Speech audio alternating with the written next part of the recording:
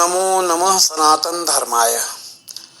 सनातन प्रवाह के नए अंक में आप सभी सनातनी भाई बहनों का सादर स्वागत, अभिनंदन, वंदन।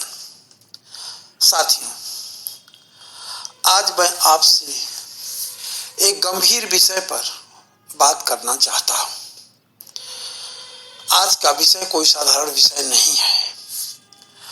आज प्रश्न है, क्या हम केवल समर्थक हैं या सच में सक्रिय कार्यकर्ता हैं?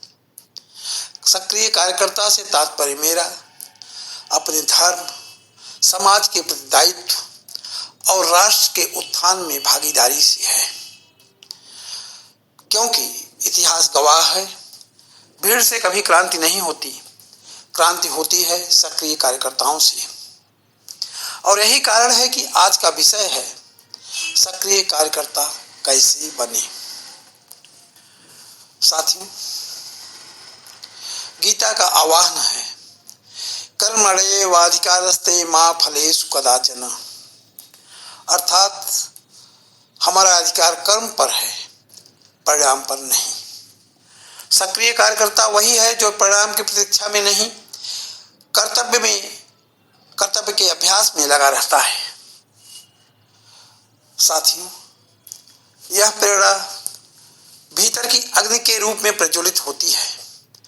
कार्यकर्ता बनने से पहले एक प्रश्न हमें स्वतः से पूछना है, मैं क्यों कार्यकर्ता बनना चाहता हूँ? यदि उत्तर है पद, पहचान, मंच, वाहवाही, तो आप टिक नहीं पाएंगे। लेकिन यदि उत्तर है धर्म की रक्षा, समाज का उत्थान, राष्ट्र का भविष्य, सत्य के प्रति अधिकार और लड़ाई और पीढ़ियों का भविष्य, तो आपको कोई रोक नहीं सकता है।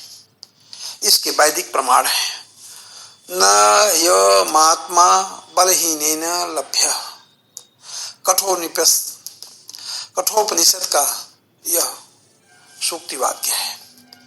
यह आत्मा, यह उद्देश्य कमजोर इच्छा शक्ति वाले को प्राप्त नहीं होती है। सक्रिय कार्यकर्ता बनने के लिए सबसे पहले भीतर की निष्क्रियता को मारना पड़ता है।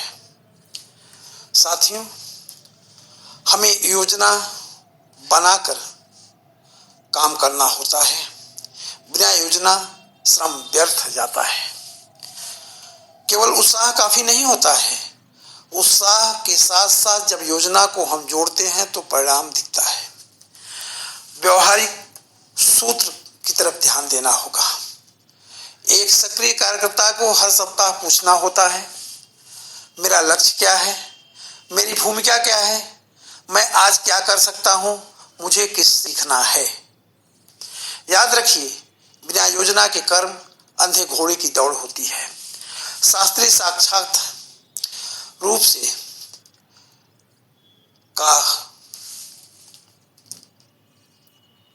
शास्त्रीय साक्ष्य हैं,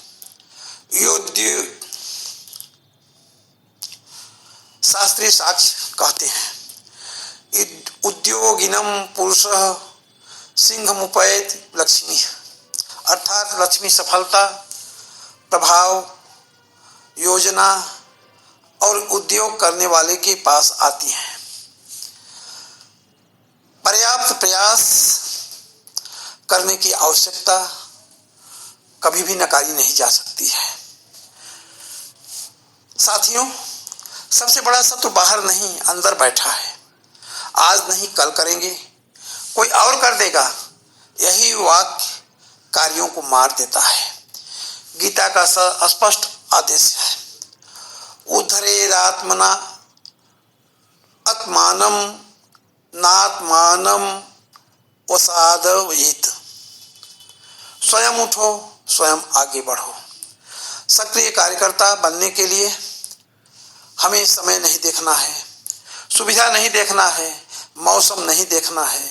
हमें देखना है आज मैं क्या दे सकता हूँ। नियमित रूप से कार्य करने की योजना और प्रणाली महत्वपूर्ण होती है। छोटी छोटी जीतें बड़ा परिवर्तन ला सकती हैं। एक दिन का जोश 1000 दिन की नियमितता से कभी बड़ा नहीं हो सकता है। वैदिक सिद्धांत है। अभ्यासेन तु कौन्तेय वैराग्येण च गृह्यते। गीता में कहा गया है, अभ्यास, निरंतरता और अनुशासन, यही सक्रिय कार्यकर्ता की पहचान है। जो रोज थोड़ा करता है वही इतिहास में बड़ा बनता है। साथियों, सक्रिय कार्यकर्ता बनने का अर्थ है सोचना कम, करना अधिक, बहाने कम, जिम्मेदारी अधिक, अपेक्षा कम, समर्पण अधिक, और इसी के बल पर हम अपने लक्ष्य की प्राप्ति कर सकते हैं। अंत में वैदिक उद्घोष, चरैवेति चरैवेति, ऋग्वेद के अनुसार चलते रहो, चलते रहो, रुकने का नाम न लो। साथियों, क्या मैं केवल बोलता हूं या सच में भूमिका निभाता हूं? यदि आज मुझ जैसे लोग न हो तो क्या मेरा संगठन, मेरा समाज चल पाएगा? उत्तर आपके भीतर है। आप निर्णय भी दे सकते हैं, निर्णय भी आपका ही है। यदि आप चाहते हैं कि एक सच्चे कार्यकर्ता के रूप में मैं अपना स्थान बना सकूं, तो निश्चित रूप से स्वतः में अपनी अच्छाइयों को उतारना होगा, कार्यों में निष्ठा के साथ गति लानी होगी, नियमितता लानी होगी, और संगठन के प्रति अपने दायित्वों को निभाने के लिए हमेशा तैयार रहना होगा। हमारा लक्ष्य हमसे दूर नहीं, अगर हम अच्छे कार्यकर्ता के रूप में अपने को प्रस्तुत कर सकते हैं। इसी के साथ एक विचार, एक आह्वान, इस चैनल को आगे बढ़ाने तक, इस चैनल की वाणी को अपने तक पहुंचाने तक की आवश्यकता है। आप चैनल को सब्सक्राइब करें, लाइक करें, शेयर करें, और कही गई बातें में अगर कोई अच्छाई दिखती है तो उसके अपने मनो मस्तिष्क में उतारने के लिए प्रयत्नशील रहें। जय हिंद, जय हिंदू राष्ट्र।